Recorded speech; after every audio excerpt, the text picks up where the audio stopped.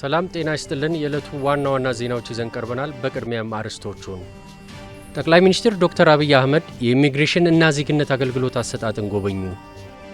የኢትዮጵያ ፌዴራል ፖሊስ የሀገርና የሕዝብን ሰላምና ደህንነት በማስጠበቅና ወንጀልን በመከላከል ረገድ ውጤታማ ተግባራትን አከናውነዋል። የመደመር መንግስት ኢትዮጵያውያንን የሚያስተሳስር ገዢ ትርክት ለመገንባት በልዩ ትኩረት እየሰራ ነው። ውሃ ሁሉንም ዘርፍ የሚነካ አህጉራዊ የህልውና ጉዳይ መሆኑን የአፍሪካ ህብረት ኮሚሽን ሊቀመንበር መሐሙድ አሊ ዩሱፍ ገለጹ። የወል ትርክት መገንባት ለሀገረ መንግስት ግንባታና ለህብረ ብሔራዊ አንድነት ወሳኝ መሆኑን የሰላም ሚኒስቴር መሐመድ እድሪስ አስረዱ። ዜናዎቹን በዝርዝር እንመለከታለን። ከዜናዎቹ ጋር ዘሪሁን በየነ ነኝ። አብራችሁን ቆዩ። ጠቅላይ ሚኒስትር ዶክተር አብይ አህመድ የኢሚግሬሽን እና ዜግነት አገልግሎት አሰጣጥን ጎብኝተዋል። በጉብኝታቸውም በኢሚግሬሽን እና ዜግነት አገልግሎት አሰጣጥ ላይ የተከናወኑ ማሻሻያዎችን ተዘዋውሮ መመልከታቸውን የጠቅላይ ሚኒስትር ጽሕፈት ቤት መረጃ ያመላክታል። ተቋሙ ላለፉት 2 ዓመታት 11 የሪፎርም አጀንዳዎችን በመንደፍ የአገልግሎት አሰጣጥን ለማዘመን እና የተገልጋዩን ህብረተሰብ እርካታውን ለማድረግ የሚያስችል ሰው ተኮር ሪፎርም ማድረጉን ይታወሳል። ከ11 የሪፎርም አጀንዳዎች መካከል የሰው ኃይል ማሟላት፣ ማልማትና አቅም መገንባት አንዱ የሪፎርሙ የትኩረት አቅጣጫ መሆኑ ታውቋል። ተቋሙ በሪፎርሙ አማካኝነት ዛሬ ላይ ጥሩ የሚባል አገልግሎት እየተሰጠ እንደሚገኝና የዘመኑን ቴክኖሎጂ በመጠቀም እንግልት መቀነሱን የተቋሙ መረጃ ያመለክታል።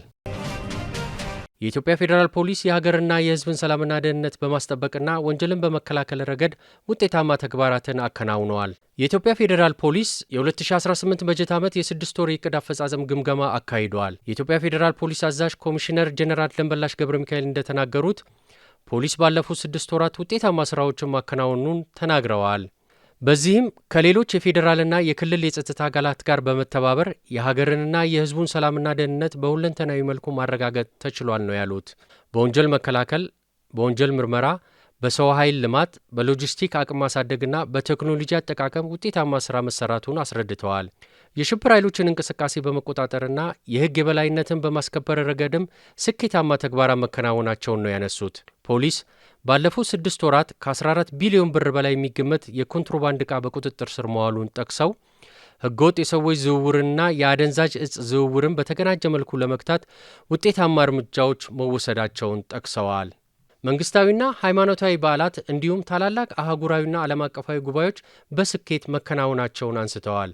የፖሊስ አገልግሎትን በቴክኖሎጂ የላቀ የማድረግ ሥራ መጠናከሩን ጠቅሰው በቅርብ ቀናት ውስጥ በኢትዮጵያ የመጀመሪያው ስማርት ፖሊስ ጣቢያ ወደ ሥራ እንደሚገባ ተናግረዋል። የፖሊስ የወንጀል መከላከልና የምርመራ ሥራ የዜጎችን ሰብአዊ መብትና ክብር በጠበቀ መልኩ እየተከናወነ መሆኑን የገለጹት ኮሚሽነር ጄኔራሉ የፎረንሲክ ምርመራ አቅም እያደገ ነው ብለዋል። የመደመር መንግስት ኢትዮጵያውያንን የሚያስተሳስር ገዢ ትርክት ለመገንባት በልዩ ትኩረት እየሰራ መሆኑን በሕዝብ ተወካዮች ምክር ቤት የመንግስት ዋና ተጠሪ ሚኒስቴር ዶክተር ተስፋዬ በልጅጌ ገለጹ። በኢትዮጵያ የጋራ ሀገራዊ ትርክቶችን ለመቅረጽ ያለመው ሀገር አቀፍ ኮንፈረንስ በጅማ ከተማ እየተካሄደ ነው። በመድረኩ በሕዝብ ተወካዮች ምክር ቤት የመንግስት ዋና ተጠሪ ሚኒስቴር ተስፋዬ በልጅጌ ሀገራዊ ማንነት፣ የጋራ ትውስታዎችና የሀገረ መንግስት ቅቡልነት፣ የኢትዮጵያ ተሞክሮና የተያያዙ አሁናዊ አቅጣጫዎች በሚል ርዕስ የመደመር መንግስት ሀገራዊ ብልጽግናን ለማረጋገጥ የያዛቸውን ቁልፍ አቅጣጫዎች የሚያመላክት ጽሑፍ አቅርበዋል። በመነሻ ጽሑፋቸውም ኢትዮጵያ ጥንታዊት የስልጣኔ መገኛ፣ የዳበረ የሥነ መንግሥት ልምምድ ያላት፣ የሊግ ኦፍ ኔሽን የመጀመሪያው አባልና የአፍሪካ ህብረት መስራች መሆኗን አስረድተዋል። በ1888 ዓ ም የአድዋ ድልም የነጻነት ተምሳሌትነትን የተጎናጸፈች፣ በቋንቋ በባህልና በማንነት ስብጥር የታደለች ብትሆንም የሀገረ መንግሥት ቅቡልነት ችግር ሌላኛው ፈታኝ ገጽታ ሆኖ መቆየቱን እንዲሁ የኢትዮጵያውያን የጋራ ማንነትና ትውስታ በንግድ፣ በሃይማኖት፣ በፍልሰትና በተፈጥሮ አደጋዎች መስተጋብር መፈጠሩንም አብራርተዋል። የኢትዮጵያ ሀገረ መንግሥት ግንባታ ሂደት ገና ያልተጠናቀቀ በመሆኑም የተረጋጋና ቅቡልነት ያለው ሀገረ መንግሥት መገንባት የሁሉንም ተሳትፎ እንደሚጠይቅ አስገንዝበዋል። ኋላ ቀር የፖለቲካ ባህል፣ የተዛባ ትርክትና ጸጋዎችን በአግባቡ አለመጠቀም ለሀገረ መንግሥት ግንባታ ቁልፍ ማነቆ ሆኖ መቆየታቸውን አንስተዋል። በዚህ መነሻነትም የመደመር መንግሥት የኢትዮጵያን ሲንከባለሉ የመጡ ችግሮች በዘላቂነት እልባት ለመስጠት በግልጽ አቅጣጫ በመተለም በልዩ ትኩረት እየሰራ እንደሚገኝ አስታውቀዋል። በዚህም ብሔራዊ መግባባትና እርቀ ሰላም፣ የብሔራዊነት ገዢ ትርክትና የሀሳብ ገበያ፣ የሀሳብ ፖለቲካና ኢትዮጵያ የመግባባት ዲሞክራሲ፣ የኢትዮጵያ ሉዓላዊነትና ሀገራዊ ብልጽግናን ለማረጋገጥ ውጤታማ ስራዎች እየተከናወኑ እንደሚገኝ አብራርተዋል። ውሃ ሁሉንም ዘርፍ የሚነካ አህጉራዊ የህልውና ጉዳይ መሆኑን የአፍሪካ ህብረት ኮሚሽን ሊቀመንበር መሐሙድ አሊ ዩሱፍ ገለጹ።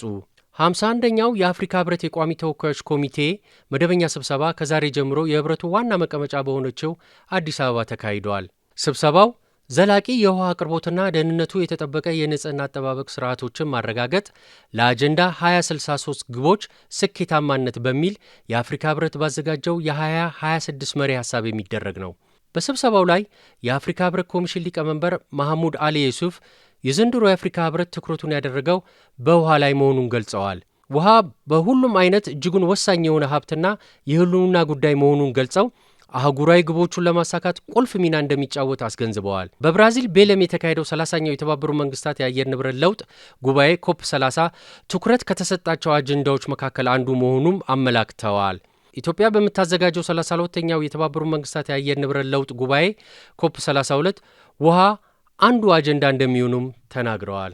ሊቀመንበሩ ኢትዮጵያ ኮፕ 32ን ለማዘጋጀት በመመረጧ በድጋሚ እንኳን ደስ አላችሁ ለማለት እወዳለሁ ያሉ ሲሆን ለጉባኤው ስኬታማነት ህብረቱ አስፈላጊውን ድጋፍ እንደሚያደርግ አረጋግጠዋል።